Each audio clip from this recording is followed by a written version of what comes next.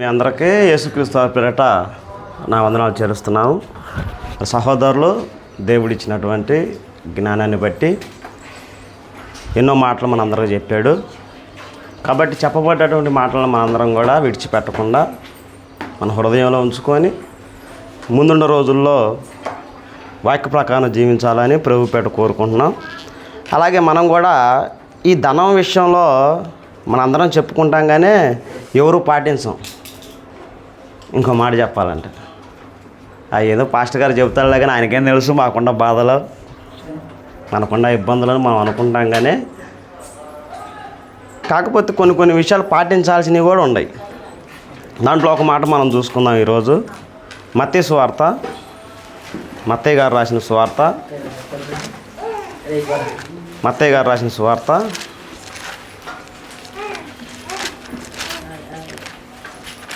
6వ అధ్యాయం. మత్తయి గారు రాసిన సువార్త 6వ అధ్యాయం 19వ వచనం. భూమి మీద ఎవరు ఆయన చెబుతుంది?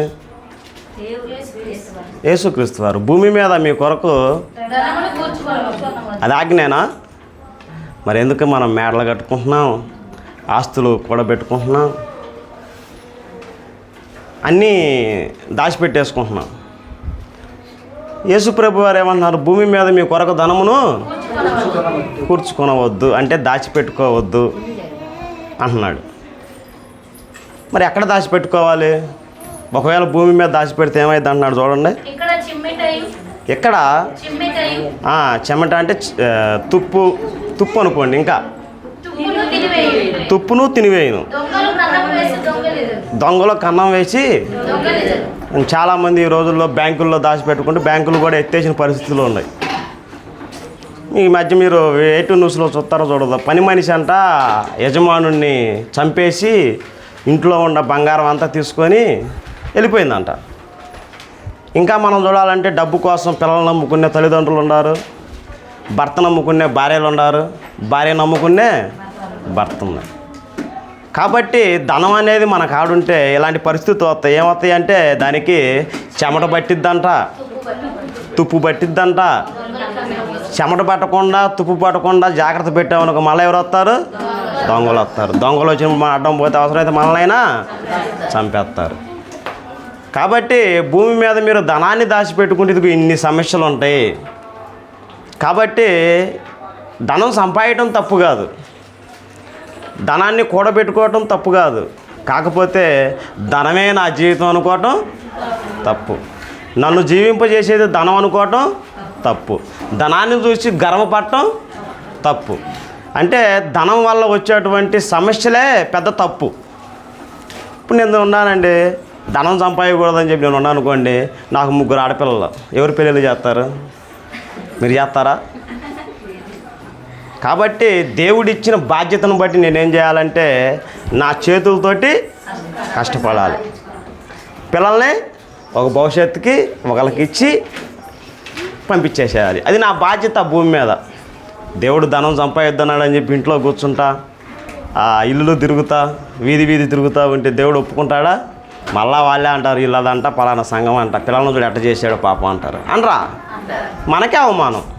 కాబట్టి ధనం ఉండాలి, ధనం మీద ఆశ ఉండకూడదు.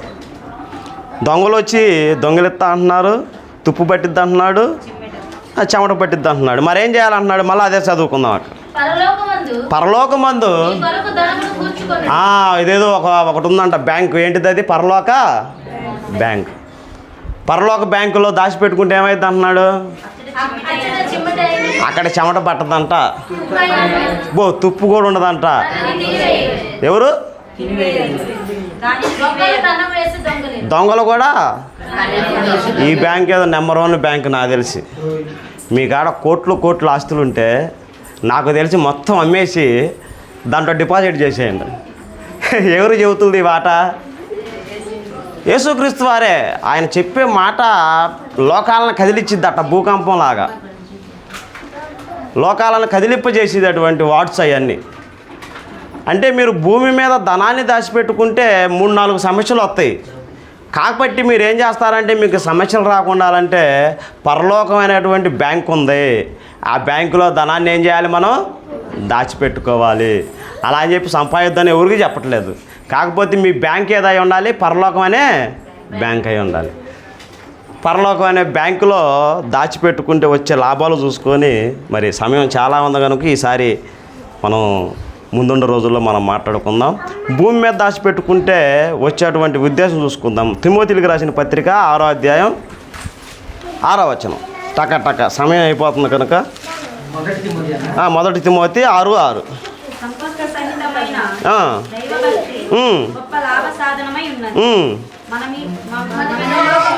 మనం ఈ లోకంలోనికి ఏమీ తేలేదు, ఏమీ తీసుకొని పోలేము. మీకు ఇంకా అర్థం అవ్వాలంటే బతికున్నప్పుడు చేతికి ఉంగరాలు, మెల్లో చైను, అవసరమైతే మన మడతాలకు బంగారపు తాడు కట్టుకున్నా కానీ చచ్చిపోయినప్పుడు ఏం చేస్తారు తెలుసా? తెంపేయండి రావట్లని ఏం చేస్తారు? లాగేయండి రా అంటారు. ఒకవేళ ఏరు రాలేదనుకోండి, చాలామంది చాలా విషయాలు చెప్తారు. ఎందుకు తెలుసా? కత్తి పెట్టి నరికిని తీసిన సందర్భాలు కూడా ఉన్నాయి. ఇంకా మనం ఏం చేస్తాం అనుకుంటే అతికి ప్రేమతోటి మా ఆయనకు ఉన్నటువంటి ఉంగరాన్ని తీయపాకండి అని చెప్పి మనం మట్టేసి వెళ్ళిపోయామనుకోండి, బూడిచిపెట్టు నైట్ 12ంటికి వస్తాడు. గుంత తీసి పెట్ట పగలగొట్టి వాడికి ఏలుకుండా మొత్తం లాక్కొని వెళ్ళిపోతాడు. బతికున్నంతసేపే ఏదైనా మనకి హంగు ఆర్భాటం. చచ్చిపోతే అదే చెబుతున్నాడు. ఏం చెబుతున్నాడు తెలుసా? ఏం చెబుతున్నాడు లాస్ట్లో? మనం ఈ లోకంలోనికి ఏమీ తీసుకొని పోలేం. కాబట్టి ఏం చేయాలో తెలుసా? అన్న వస్త్రములతో కలిసి వాటితో తృప్తి పడుతూ భార్యాభర్తలు ఇద్దరు సంతోషంగా ఉంటే చాలు, అంతకు మించి ఎక్కువ లేదు. అయితే ఇంకొక మాట చూసుకుందాం. ఇంకొక మాట సంఘంలో ధననిధి దాచిపెట్టినటువంటి వ్యక్తికి చాలా విషయాలు రాసుకున్నాను, కొన్ని మాట్లాడుకుందాం. సంఘంలో అంటే పరలోకం అనే బ్యాంకులో దాచిపెట్టుకున్నటువంటి వ్యక్తి గురించి మాట్లాడుకుందాం. 2 కొరింథీయులకు రాసిన పత్రిక 12వ అధ్యాయం 14వ వచనం. 2 కొరింథీయులకు రాసిన పత్రిక. ఇదిగో ఈ మూడవసారి ఎవరంటే ఇతను గారు, పౌలు గారు మూడవసారి సంఘం యొద్దకు వస్తున్నప్పుడు సిద్ధముగా ఉన్నాను. వచ్చినప్పుడు మీకు నేను భారముగా ఉండను, మీ సొత్తును కాను, మిమ్మనే కోరుచున్నాను. పిల్లలు తల్లిదండ్రుల కొరకు కాదు, తల్లిదండ్రులే పిల్లల కొరకు ఆస్తి కూర్చదగినది కదా. కాబట్టి నాకు కలిగిన యావత్తు మీ ఆత్మల కొరకు సంతోషంగా ఏం చేస్తా అంటున్నాడు? ఖర్చు పెడతా అంటున్నాడు పౌలు గారు. అంటే తల్లిదండ్రులు ఎవరైనా సరే పిల్లల కోసం కష్టపడాలి. అట్టా అమ్మో పిల్లగాడు ఉన్నాడు, వాడికి ఇల్లు లేదు, వాడికి బట్టలు లేవు, వాడికి చదువు లేదు, వాడికి ఉద్యోగం కావాలా, రేపు నేను పడ్డ కష్టం రేపు నా కొడుకు పడకూడదని ఏం చేస్తామంటే ముందుగానే వాడి కోసం అన్నీ ఇది కాలక్రమంగా జరుగుతుంది. కాబట్టి పౌలు గారు ఏమంటున్నారంటే, నేను మీకు తండ్రిని కదా, సంఘానికి నేను మీకు తండ్రిని కదా, నేను మిమ్మల్ని పోషించడానికి నాకున్నటువంటి సమస్తాన్ని ఏం చేస్తా, మీకోసం ఖర్చు పెట్టేస్తా అంటున్నాడు. ఇంకంతే, ఇంక మాట్లాడుకోవడానికి కూడా లేవు. అంటే పరలోకం అనేటువంటి సంఘం కొరకు, దేవుని రాజ్యం అని పిలువబడుతున్నటువంటి ఈ యొక్క నిర్మాణం కొరకు పౌలు గారు ఏం చేస్తున్నాడంటే, సమస్తమును నేను ఖర్చు పెడితే పౌలు గారికి వచ్చే లాభం ఏంది? ఖర్చు పెడితే వచ్చే లాభం ఏంది? మీరు కాంటెస్ట్ మిస్ అవుతున్నారు. ధనాన్ని పరలోకమైనటువంటి బ్యాంకులో డిపాజిట్ చేస్తే ఏమైద్ది? దొంగలు వస్తారా? తుప్పు పట్టిద్దా? చెదులు పట్టిద్దా? అందుకని చెప్పి మహా తెలివి కల్లోడు కనుక పౌలు గారు ఏం చేస్తున్నాడంటే, పరలోకమైనటువంటి ఒక సంఘంలో తన యొక్క జీవితం ధారాళంగా పోతున్నాడు. పోస్తే ఏమొచ్చింది అతనికంటే లాభం? ఒక మాట చూసుకొని ముగించుకుందాం. చూడండి, సమయం సరిపోయింది, ఒక 5 నిమిషాలు సరిపోయింది.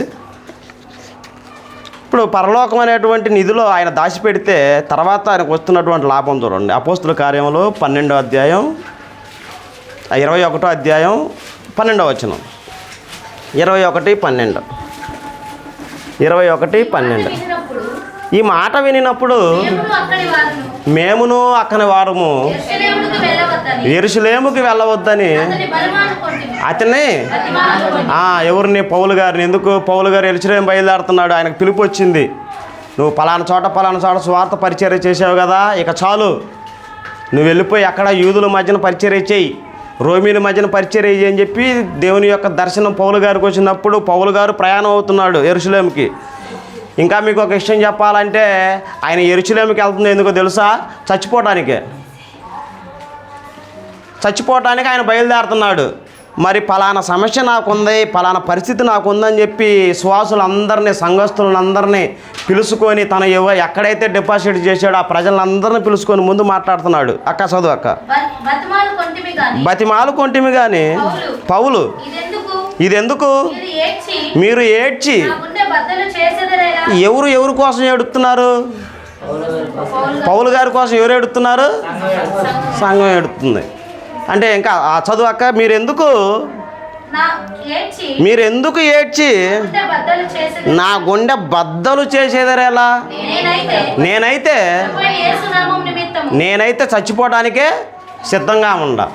మీరెందుకు ఏడ్చి నా యొక్క బాధని, నా యొక్క ఏడుపుని ఇంకా ఎందుకు భయంకరంగా ఇది చేస్తున్నారు అంటే, ఇక్కడ మనం ఆలోచించాల్సిన విషయం ఏంటంటే, మనం సంపాదించేటువంటి సంపాదనలో దేవుని యొక్క సంఘం నిమిత్తం, దేవుని యొక్క పరిచర్య నిమిత్తం, దేవుని యొక్క ప్రేమ నిమిత్తం, అలాగే దేవుని యొక్క నిధి నిమిత్తం మనం వినియోగిస్తే సంఘస్థులే మనం చనిపోయేటటువంటి పరిస్థితిలో ఉన్నప్పుడు ఎలా ఉండిద్ది అంటే, ప్రేమ బహు విస్తారంగా ఉండిద్ది. ఈ లోకంలో మనందరం అనుకుంటాం కదా, బైబిల్లో అత్యధికమైనటువంటి ఆస్తిపరుడు ఎవరు? యేసుక్రీస్తు వారు. నేను చెబుతుంది ఏంది, పరలోకం అనేటువంటి నిధిలో కోటేశ్వరుడు ఎవరయ్యా అంటే యేసుక్రీస్తు వారు. ఆయనలో ఏముందో చూసుకుందాం చూడండి. గలతీయులకు రాసిన పత్రిక 5వ అధ్యాయం, గలతీయులకు రాసిన పత్రిక 5వ అధ్యాయం 22. ఇవ్వండి మనం డిపాజిట్ చేసుకునేటువంటి డబ్బులు సంఘంలో. ఏంటిది అది? ప్రేమ అంట. ప్రేమ యేసుక్రీస్తు వారిలో ఎంత ఉంది? డబ్బుతో లెక్కేయండి. ముఖేష్ అంబానీ సరిపోతాడా? నరేంద్ర మోడీ? ఎవరు సరిపారు. అంటే పరలోకం అనేటువంటి బ్యాంకులో యేసుక్రీస్తు వారికి ఉన్నటువంటి డిపాజిట్ ఏందో తెలుసా? ప్రేమను మనం ఏం చేయాలంటే సంఘంలో డిపాజిట్ చేయాలి. ఈరోజు ఉదయాన్నే లెగుతాం, టకా బయలుదేరుతాం, బ్రష్ చేస్తాం, వస్తాం నా సెంటర్కి అంటాం, ఎవరి పనులు కాలు వెళ్ళిపోతాం. నాతో కూడా నేనేను పెద్ద హీరోనని చెప్పి మిమ్మల్ని తక్కువ చేసి మాట్లాడట్లేదు. అంటే మన దినచర్య ఎలా ఉందంటే, ఉదయాన్నే లేగవటం, కష్టపడటం, ₹1 ఇంటికి తెచ్చుకోవటం, వండుకోవటం, తినటం, గొడవలు ఉంటే అరుచుకోవటం, గొడవలు లేకపోతే ప్రశాంతంగా ఉండటం, అవి తెల్లారిపాటికి ఖర్చు చేసుకోవటం, ఏదో ఒక దానికి మనం తెచ్చినటువంటి సంపద వినియోగించుకోవటం. అంటే లోకంలో ఉన్నటువంటి సంపాదనను మనం సంపాదించే విషయంలో మునిగి తేలుతున్నాం, కానీ పరలోక రాజ్యంలో ధనాన్ని సంపాదించుకున్నటువంటి విషయంలో మనందరం కూడా ఫెయిల్ అయ్యామా? ఎవరైనా సంపాదించుకుంటున్నామా? మనకేమైనా ఉందా? యేసుబాబు అన్న నీకేమైనా డిపాజిట్ ఉందా? పరలోక రాజ్యంలో ఒక 50,000 కానీ 1,00,000 కానీ పెట్టుకోవాలంట. ఏం పెట్టుకోవాలంటే యేసుక్రీస్తు వారికి ఉన్నటువంటి డిపాజిట్ మనం చేయాలి. అయితే ఆత్మఫలం ప్రేమ అనేటువంటి పెద్ద డిపాజిట్ అది. మనం సంఘంలో ఉన్నటువంటి వాళ్ళని యథార్థంగా ప్రేమిస్తే, యథార్థమైన ప్రేమ మనం చూపిస్తే మనల్ని ఆదుకునేటువంటి వాళ్ళు ఎవరో తెలుసా? సంఘస్థులే. మనం మాట్లాడుకుంటూ ముందుకు పోతే ఇంకా ఉంది, మంచితనం ఉంది. ఇంకా ప్రతి వాళ్ళతోటి మంచిగా పలకరిస్తూ వాళ్ళ ఇబ్బందుల్లో ఆదుకుంటూ ప్రేమగా మాట్లాడుకుంటే ఏదో తెలుసా? అదే మనకి కోట్లకు సంబంధించింది. అంటే ఈ లోకంలో మనం బతకటానికి చాలా ప్రయత్నాలు చేస్తున్నాం, కానీ దేవుని యొక్క రాజ్యంలో, దేవుని యొక్క సంఘంలో మనం డబ్బును సంపాదించుకోవటం మనం మర్చిపోయాం. మనం సంపాదించే సంపాదన కుళ్ళిపోయిద్ది, పాడైపోయిద్ది, దొంగలు వచ్చి తీసుకొని పోతారు, లేకపోతే ఏదైనా రోగం వస్తే హాస్పిటల్లో ఖర్చు అయిపోతాయి. మత్తయి సువార్త చూసుకుందాం, చూడండి, ముగించుకుందాం. మత్తయి సువార్త 6వ అధ్యాయం 19వ వచనం. 6:19. భూమి మీద మీ కొరకు దేని విషయంలో ఆసక్తిగా ఉన్నాం. ఒక్కోసారి యేసుబాబు అన్న పని ఉంటే పలకని కూడా పలకరేడు. ఉంటా, వెళ్ళిపోతున్నా, సాయంత్రం అంటా ఉంటాడు. నేనైనా సరే, ఎవరైనా సరే. అంటే భూమి మీద ఏదైతే మీకు వద్దురా బాబు అంటున్నాడో దాని విషయంలో పెద్ద బిషప్ అతని పేరు పెద్ద పాస్టర్ అంటారు. బిషప్ సైతం ఏమయ్యాడంటే దీంట్లో నిమగ్నం అయిపోయాడు. ఏందమ్మా మళ్ళా చదువు. భూమి మీద మీ కొరకు ధనమును సంపాదించుకోకండ్రా బాబో అంటే మాకు అదే కావాలి బాబో అంటాం. మళ్ళా చదువు అమ్మ. ఇక్కడ చెమటైనను తుప్పైనను తిని వేయును, లేదా దొంగలు వచ్చి ఎక్కడ దాచిపెట్టుకోమంటున్నాడు. కంటిన్యూ. పరలోకంలో మీ కొరకు ధనమును కూర్చుకోనుడి, అచ్చట మీకు చెమటైనను తుప్పైనను తనిని తినివేయను. అర్థం కావడానికి చెబుతానండి. సంఘంలో నేను ఉన్నాను, అందరూ బాధలు పడుతున్నారు. ప్రతి వాళ్ళకి ఏంటంటే అబ్బాయి ఒక 500, అబ్బాయి ఒక 500, అబ్బాయి ఒక 500 ఎత్తున్నారు. ఏరై మటుకు ఎవడు సమస్య వచ్చినా నా కాళ్ళు లేవన్నా, నా పరిస్థితి బాగాలంటున్నా, నా కాళ్ళు లేవన్నా, నా పరిస్థితి బాగట్లా, ఏడన్నావు అన్నీ చెబుతున్నా. ఏరైకి సంబంధించినప్పుడు సమస్య వచ్చినప్పుడు స్పందిస్తారా మీరు? స్పందించినా కానీ మనస్ఫూర్తిగా స్పందించరా? ఆయన ఎప్పుడు ఇవ్వలేదుగా మనకి అంటారా? అంటే ఎలా ఉందంటే పరలోక రాజ్యంలో దేవుని యొక్క సంఘంలో మనం ధనమును సమకూర్చుకోవాలంటే మంచి పనులు చేయాలి, ఒకళ్ళు మనం ప్రేమించుకోవాలి, జాలి, దయ, కరుణ, కృప ఇవన్నీ కూడా సంఘంలో మనం చూపించాలి, ఫలింప చేయాలి. అయ్యే పరలోక రాజ్యంలో ధనమును కూర్చుకోనుట్టు. ప్రేమ విషయంలో దొంగ వచ్చి తీసుకొని పోతాడా? మనం ఇతరులను ప్రేమించేటువంటి లక్షణం వల్ల ఉంది. నేను ప్రేమించకుండా ఉండలేను. ఒకవేళ భార్య ఉండి ఏందయ్యా నువ్వు పొద్దుగుకులు వాళ్ళకి ఇది చేస్తావు, వాళ్ళు ఏమైనా వచ్చి నీకు చేశారా, దానబాబు వచ్చి నీకు ఇది చేశాడా, ఏంది ఏడకపోతా వాళ్ళు మన ఇంటికి వచ్చారా, వాళ్ళు మన పెళ్ళికి పిలిచారా అన్నాగానే ఏరే ప్రేమించకుండా ఉండలేడు అనుకోండి,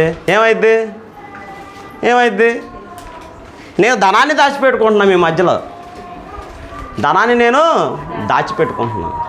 కాబట్టి మనం ఏం చేయాలంటే నాలో ఉన్నటువంటి ప్రేమ అనేటువంటి లక్షణాన్ని దొంగొచ్చి తీసుకెళ్ళలేడు. ఇంకొక మంచి లక్షణాన్ని, సాత్విక అనే లక్షణాన్ని తుప్పు వచ్చి తినివేయదు, లేదా ఇంకొకటి ఏదన్నా వచ్చి దాన్ని పాడు చేయదు. కాబట్టి పరలోక రాజ్యంలో దేవుని యొక్క సంఘంలో మనందరం కూడా మనం ఎంత డిపాజిట్ చేసాం, నా డిపాజిట్ ఎంత ఉంది అనేటువంటి మీ లెక్కలు మీరు వేసుకోండి. కాబట్టి ఈసారి మనం విస్తారమైనటువంటి మాటలు మారుకుందాం. మరి 2 అంశాలు కనుక ఇబ్బంది లేకుండా అందరికీ సింపుల్గా ఉండిద్దని అనుకుంటున్నాను. మంచిది, అందరికీ వందనాలండి. మరి చక్కటి అవకాశం ఇచ్చినటువంటి స్వార్థికులకి నా వందనాలు తెలియజేస్తూ నా మాటలు ముగిస్తున్నాను. ఏదన్నా